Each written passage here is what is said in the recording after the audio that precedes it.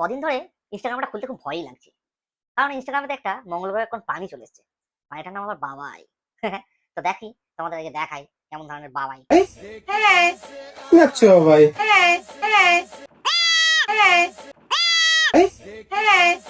নাচো ভাই। যেখানে যেখানে হেগে বেড়াচ্ছে এই ধরনের এলিয়েন, এ কেমন দামড়ি পড়া এলিয়েন, তোমার নিজের না দেখলে বিশ্বাস করো না। তো দেখাই তোমাদেরকে কেমন ধরনের বাবাই। মাংকো ভাত, মাংকো ভাত, সেই নাচ মাংকো ভাত। তুমি তোমার বাবাইকে একটু পায়খানার ওষুধ খাও, খাই একটু ভালো করে পায়খানা করতে পারো। কদিন ধরে বেচারা মনে হয় পায়খানা হয়নি, তাই জন্য মাথায় না গ্যাসটা উঠে গেছে, তার জন্য এরকম ফুদলের মতো লাফে লাফে বেড়াচ্ছে। মাংকো ভাত, মাংকো ভাত, মাংকো ভাত, মাংকো ভাত। এই কি দেখা ষষ্ঠী রে বাবা, মাংকো ভাত।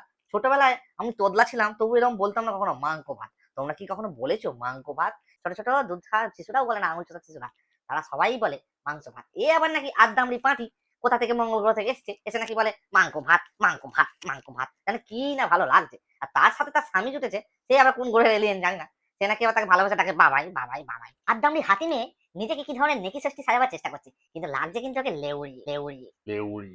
তাই বলি বন্ধ কর ন্যাকামো, ইনস্টাগ্রামের মানুষকে একটু সুস্থভাবে থাকতে দে। ছোটবেলায় এর মাইকে যদি 2 ফোঁটা পোলিও খাওয়াতো, তাহলে এই দুর্ঘটনাটা ঘটতো না। এই 2 ফোঁটা পোলিও না খাওয়ার কারণে আজকে এই এত বড় দুর্ঘটনার জন্ম হয়েছে।